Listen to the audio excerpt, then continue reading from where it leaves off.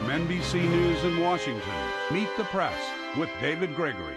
We are back with our political roundtable. Joining me, anchor of BBC's World News America, Katty Kay, our chief White House correspondent and political director, Chuck Todd, the founder and chairman of the Faith and Freedom Coalition, Ralph Reed, and the former Democratic governor of Pennsylvania, Ed Rendell. Welcome to all of you. So much to get to in this campaign. The big debate starting here, Chuck, on Wednesday.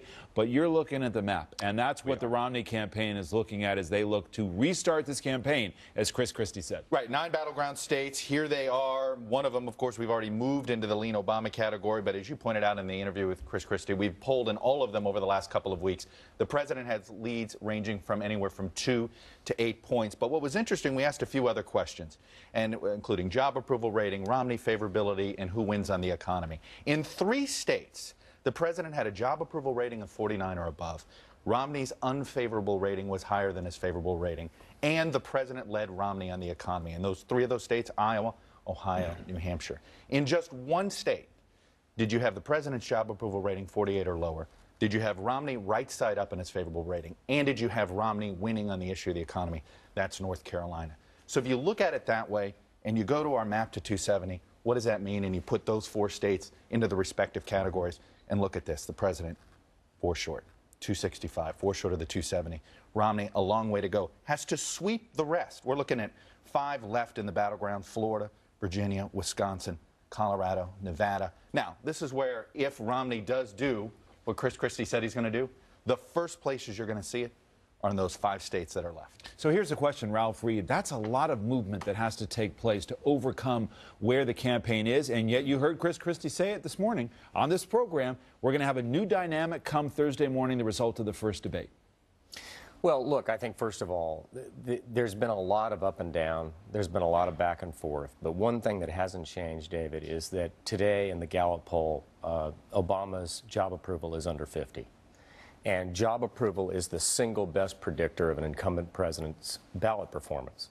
I think that's number one. I think number two, I wouldn't hang too much on a single poll. I mean, remember, on this day in 2000, Al Gore was ahead of George W. Bush by 2 points.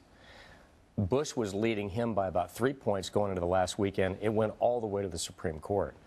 At this point in 1980, Carter was leading Reagan by 4. There was a Gallup with 5 days left that had him up by 6. So I'm not particularizing this to Chuck, but the pollsters and the press don't decide who shows up. The people who decide who shows up are the people who are knocking on doors, ringing doorbells, making phone calls, and I think there's going to be a lot of surprises. But Ed Rendell, a lot of Republicans, like Ralph, like to go back to the Reagan race. The difference is, as I've discussed this week with some pollsters, he also had, he was 20 points up after his convention. We had seen his ability to create wide swings. We haven't seen that in this race. We're in a much more polarized time in the electorate, are we not? No question. And Ralph's right to some extent about the polls. But look, we all know that the challenger gets a big bump in the first debate. There's no question about it. Just appearing on the stage with the president, looking presidential, and boy, Mitt Romney looks presidential. He's going to get a big bump.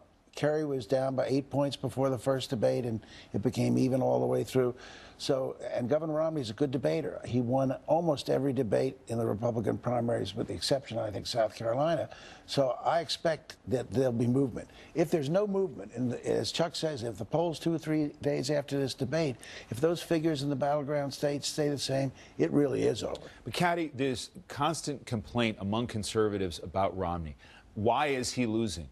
Has been what the question is all along. And Charles Krauthammer, I mentioned his column on Friday before. Here's a little bit more of the substance of it, where he writes, it makes you think how far ahead Romney would be if he were actually running a campaign. His unwillingness to go big, to go for the larger argument, is simply astonishing. For 6 months, he's been matching Obama small ball for small ball, a hit-and-run critique here, a slogan of the week there. His only momentum came when he chose Paul Ryan and seemed ready to engage on the big stuff: Medicare, entitlements, tax reform, national solvency, a restructured welfare state. Yet he has since retreated to the small and safe. When you're behind, however, safe is fatal. Even his counterpunching has gone miniature. Yeah, I mean, this reminds me a little bit of the McCain campaign back in 2008, in those days at the end when you felt like the campaign was kind of grasping at every new ornament that it found on the tree. I mean, it's being distracted. One week it seems to be Libya, the next day it seems to be Medicare, the next day it's whether the president has said something about bump in the road. And I think for voters it's very confusing to have these very short-term responses in the Romney campaign. Now, of course, every campaign has to have a rapid response, but usually that should augment what is the overall strategy. It shouldn't become the strategy. Well, and at the this moment, news it cycle. feels like they're trying to win each news cycle rather than win the election. They've been chasing news cycles, and not only that, you know, when he was in Virginia, he talked about defense cuts. You know, that's what direct mail's for. That's not for your candidate to do that. That's what surprised me a little bit is that Romney, and I think what the Krauthammer critique is getting at, it's not that it's just small ball by the campaign. Tactically, you should do some of these things in certain states you talk, but the candidate himself amplifying it and making it your entire message of that day just seemed a missed opportunity. Yeah, I don't agree with Krauthammer in this respect. I mean, first of all, he's my favorite columnist in the world, but in this particular sense, I think it underestimates just what a good candidate Barack Obama is and how ruthlessly disciplined and capable his campaign is. I mean, remember, this is a guy who was a state senator in Illinois. 4 years before, he beat like a drum the best political machine the Democratic Party has seen since LBJ, namely the Clinton machine.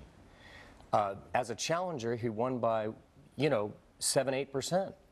And he's got a lot of money. He's got the power of incumbency. He's got Air Force One.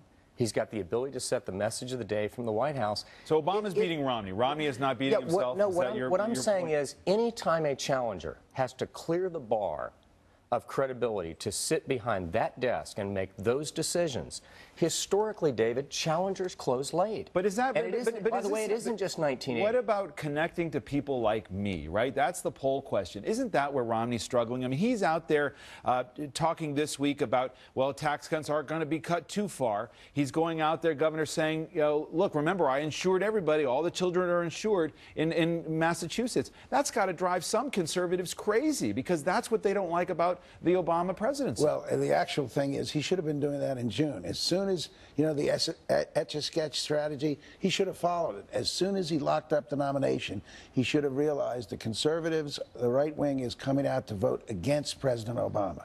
He should have, at that point, started to drive his campaign towards the independents, towards suburban voters in Philadelphia and Cleveland and places like that. And he didn't do it. He has not been. For those of us who served with him as governors, we're shocked he's been such a poor candidate because he was a good governor. He was a good governor. He did some very impressive things, and he's made every mistake in the book. So you can't just subscribe to the fact that President Obama's been a good candidate. He's a good candidate with a very tough economy. But to some extent, those were problems that were hard for him to overcome. I mean, the way he could have humanized himself, one of the ways was to talk about his religion. That was very difficult during the course of this campaign with a conservative evangelical base that was suspicious of Mormonism. The other thing he could have done was to talk about his record of governor. Well, one of the main things of his record of governor was health care reform in Massachusetts. That also was very hard for him to do. He's talking about it now. He should have talked about it earlier. It's a big achievement to cover 98% of the people. But let's put this in the context of the debates, Chuck. Were you surprised that Christie has decided, and do you think the Romney campaign, is pleased with him saying, hey, first debate, hits it out of the park, Thursday morning things are going to be totally different? Thank you, Chris Christie, though, for at least actually making the quote, whatever you want to call it, the gaffe, the honest gaffe. The fact of the matter is, that has to be what happens after this first debate. The narrative has to change. The polls have to move. Romney has to clobber the president in the first debate. If they don't move, it's over. Right. So in many ways, are they happy with it? I kind of think they needed the pep talk. Okay, I think the base needs a pep talk. They need to think that they have confidence in their guy, that he can stand toe-to-toe with the president. Now, I think this idea that they're both sides playing this ridiculous expectations game, another thing, I don't think either one of them are great one-on-one debaters. Right. Okay, Romney hasn't proven that he's good on the second pivot, the second time you challenge, on the follow. That's where he made his mistakes during the primary debates. And Obama has a tendency to ramble. And I think that's going to be interesting. I think the reality is that when the challenger gets the opportunity to stand on the same stage, feet from the President of the United States, and go toe-to-toe and offer, without a media filter, a devastating critique of his failed leadership over the last 4 years, it's going to make a difference in this race. One of the things, Ralph, if I can interrupt, this is something that Romney says he wants to do in the debates. He had a conversation with Good Morning America about this portion, and have you respond to it in particular? I think he's going to say a lot of things that aren't accurate. I think the challenge that I'll have in the debate is that the president tends to, how shall I say it, say things that aren't true, and in attacking his opponents. Give me an example of what he would want to attack, what the president has done, and how you think Romney will handle it. Well, I think President Obama has, and I want to be charitable here, has a casual relationship with the truth. He's very eloquent.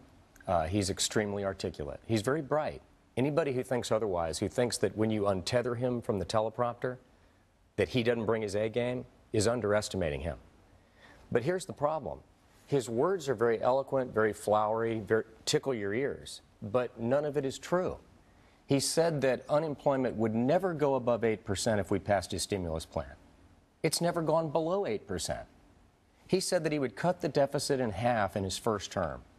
He's doubled it, and he's increased the national debt by 50%. He said he would change Washington and put an end to the partisan rancor. Washington is more polarized and more paralyzed than it's been in the modern era. The Senate, which his party controls, has not passed a budget in 3 years, and we're 92 days from a fiscal cliff, which the CBO says is going to plummet us into a double. Those might be broken promises. I think people would challenge you on the idea that those things are lies or somehow have a casual relation with you. Let me I want to get a break in here because we're going to come back, talk more about these debates, and get some of your questions, suggested questions for the debate. We're also going to talk about the foreign policy debate that's going on in this campaign. Richard Engel, our chief foreign correspondent, will join us from Afghanistan this morning. More from our roundtable as we continue right after this. We're back with more from our roundtable, debating styles. We wanted to go back and look at some of these debates, Caddy, and see what we learn. Mitt Romney in Florida on NBC earlier this year, giving you some sense of how he'll go after the president's record. Watch. There are a lot of people in Florida that are hurting. This president has failed miserably the people of Florida. His plans for NASA, he has no plans for NASA. The Space Coast is struggling. This president has failed the people of Florida. We have to have a president who understands how to get an economy going again. He does not. He plays 90 rounds of golf when you have 25 million people out of work. Zinger goes after the president's record. How much does he do that versus rehabilitate his own image and also try to be specific about what a Romney presidency would be? It's a lot to do. All of the above. He's got to try and do all of the above. He's got to lay out, I think, why the office of the presidency in the country will be better off under him in 4 years' time than it has been. The American people know that they're hurting. They know the economy is a bad state. What they need to know is how it's going to improve. Now, unfortunately for Governor Romney, he goes into this debate with Republican pollsters saying that the right track, wrong track numbers have changed dramatically in some of those swing states. A majority still think the country is on the wrong track, but it's a much smaller majority. Interestingly, Governor, you've been thinking about questions, domestic policy, infrastructure, something you've worked a lot about. What would you ask? Well, I'd ask, how are we going to fix our infrastructure, which is literally falling apart, and invest in it at the same time we've got to worry about the debt? Right. And I think it's a key question. And Simpson Bowles said it right. We've got to continue to invest in America as we're getting rid of the deficit. And yet so little appetite to do that. But we've got to create that appetite. That has to come from leadership. Chuck, talk about the president's style. We went back and got a clip from 2008 in one of the debates with Senator McCain. And what was notable was President Obama, perhaps like he'll be this time, basically playing it safe, trying to sit on a lead. Watch this. We can have a debate back and forth about the merits of each other's campaigns. I suspect we won't agree here tonight. If we're going to focus on lifting wages that have declined over the last 8 years and create jobs here in America, then Democrats, independents, and Republicans, we're going to have to be able to work together. And what is important is making sure that we disagree without being disagreeable. Interesting. A lot of these undecided voters watching this want to see Washington work a little bit better. We could see more of that. Oh, I think they have more of a strategy, though, of being aggressive and that the president's going to try to get under the Governor Romney's skin. Oh, really? Not try to be above the fray? No, I think they believe that Mitt Romney is his own worst enemy. And I think that they believe if they get him irritated, that if you look at his past, Ted Kennedy debates, he's terrible at cutaways when he's getting attacked. The $10,000 bet you 10,000, that it is easy. They believe it is easy to get under Governor Romney's skin. I expect a very aggressive President Obama, not the one you saw there. What do you see? Two men side by side. I think Romney's going to get a B-12 shot, going into that He'll be debate. aggressive. Oh, yeah. I think he'll be on his toes, not on his heels. And I think Romney understands that it's no longer about him. It's about the country. And there are millions of people, David, who want to see a change, who are hurting, who are without work, who can't find work, who've lost income. And he's there on that stage Wednesday night, not on behalf of himself or on behalf of a political party, but on their behalf to represent them and challenge this president. But he's got to do more than that. He's got to lay out a plan that the American people can say, well, that might work. We know this first debate is about domestic policy, but foreign policy is looming large in this campaign. And I want to turn to my colleague and our chief foreign correspondent, Richard Engel, who is live in Kabul this morning. Caddy K, a lot of questions now in this debate, in this campaign, about this administration's handling of what is still, in parts, in places, a chaotic Middle East transitioning.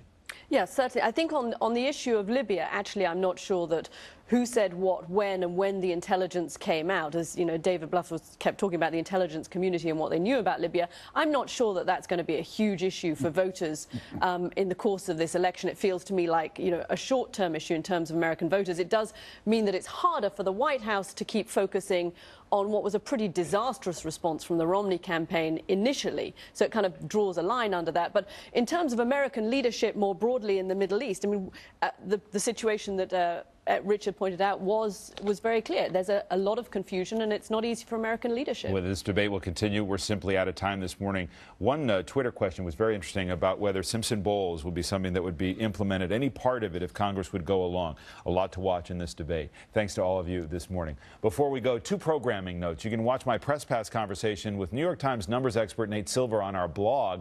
There's a link on our website, meetthepressnbc.com.